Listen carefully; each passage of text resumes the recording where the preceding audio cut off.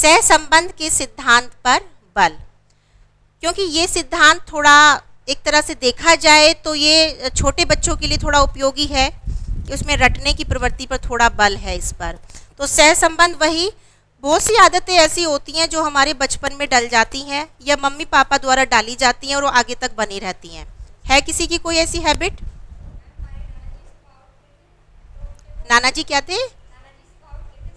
अच्छा अच्छा अच्छा, तो वही आदत मेरी भी है, उन्हें देख के अच्छा, धरती माता को नमन के लिए। अच्छा अच्छा, तो वही आदत इन्हें सिखाई गई बचपन में कि इनके जो दादाजी थे वो धरती माँ को नमस्कार करते थे, तो वही आदत इन्हें सिखाई गई और आज भी इनकी आदत बनी हुई है।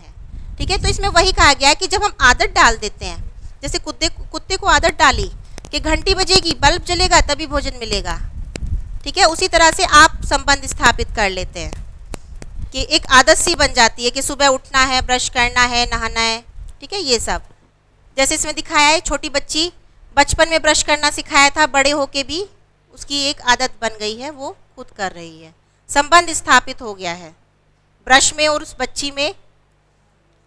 पुनरावृत्ति सीखने की क्रिया, शिक्षक को चाहिए कि वे विषय वस्तु की पुनरावृत्ति पर बल दें।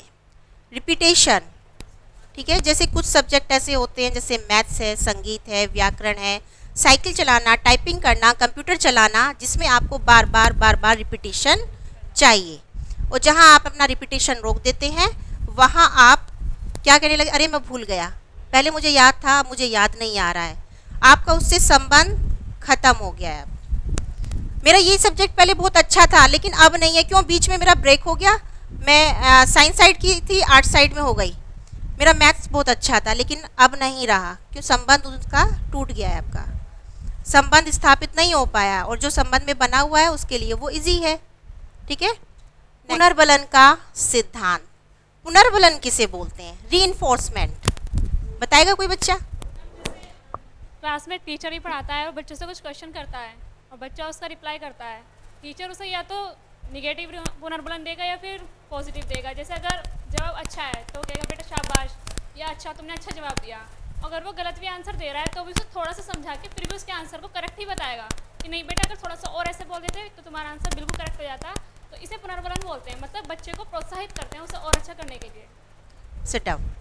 देखिए, पुनर्बलन एक ऐसी शक्ति है जो हमें कुछ आगे करने के लिए क्रियाशील करती है, और ये दोनों तरह का हो सकता है, पॉजिटिव और नेगेटिव। जैसे कि इस पिक्चर में आप देख रहे हो, यहाँ बच्चों को प्राइज़ मिल रहा है, कुछ अच्छा वर्क इन्होंने किया, ये फर्स्ट डिवीज़न लेके आए या अच्छे मार्क्स, अच्छे ग्रेड इनके आए, उसके लिए इन्हें मिल रहा है। इधर पनिशमेंट मिल रहा है कि इस बच्चे को कुछ होमवर्क दिया, बच्चा नहीं करके लाया। तो ये जो पहले वाली पिक्चर है इसमें कौन सा रीइंफोर्समेंट है? पॉजिटिव। पॉजिटिव रीइंफोर्समेंट, जिसमें बच्चे को शाबाशी दी जा रही है। मान लीजिए बच्ची, इसको प्रोजेक्ट कार्य मैंने दिया और ये अच्छा करके लाई, और मैं सबको दिखा रही हूँ, देखो बच्चों ये रेखा का काम है और देखो कितना अच्छा किया है इसने। तो इसको क्या होगा? इसको भी बड़ी खुशी होगी और घर पे जाके मम्मी पापा को भी बताएगी कि पापा आज मेरा काम मैडम को बड़ा पसंद आया और पूरी क्लास के बच्चों को दिखाया। तो क्या है ये? Positive reinforcement. आगे करने के लिए क्रियाशील है, वहीं नहीं रुक गई है, आगे करेगी और भी अच्छा प्रयास करेगी। नेगेटिव में भी काम करता है बच्चा, लेकिन तरीका उसका नेगेटिव हो जाता है। जैसे मान लीजिए आपको मैंने कोई प्रोजेक्ट कार्य दिया, आप नहीं करके लाए हो या इतना खराब बेमन से कर लाए हो, और मैंने आपको थोड़ा कहा, थोड़ा एक इंसल्ट टाइप कर दिया आपकी क्लास में कि ये कोई वर्क है, तुमसे तो ये उम्मीद नहीं थी, और इस तरह का वर्क मुझे पसंद नहीं है, दोबारा से ऐसा करके मत लाना। अब बच्चे को जब ये लगा कि पूरी क्लास के सामने इंसल्ट हुई है, तो वो आगे क्या प्रयास करता है? नहीं, अब की बार मैं बड़ा अच्छा बना के लेके जाऊंगा। काम वहाँ भी कर रहा है बच्चा, प्रोजेक्ट वहाँ भी बना रहा है बच्चा, लेकिन उसे कौन सा रीइंफोर्समेंट मिला? नेगेटिव। नेगेटिव से वो पॉजिटिव की तरफ जाता है। फिर लक्ष्य पे दोनों पहुँच रहे हैं लेकिन तरीका दोनों का अलग अलग है।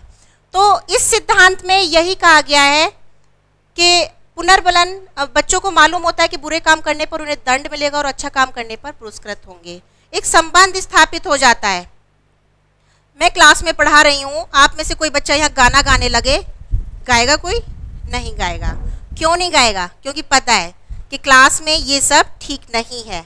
हो सकता है मुझे डिसिप्लिन में ना रहने की कोई सज़ा मिले, पनिशमेंट मिले, या मैडम मेरी इंसल्ट करें सबके सामने कि मुझे एक अच्छा बच्चा ना कहें, तो आपको एक डर है उसके पीछे। संबंध स्थापित है कि आपको जो आदर्श दिए गए हैं वो आपको कहीं ना कहीं रोक रहे हैं, उनके साथ आपका संबंध स्थापित है आदर्श के साथ जो आपको सिखाया गया अभी तक, तो आप उस काम को नहीं कर रहे।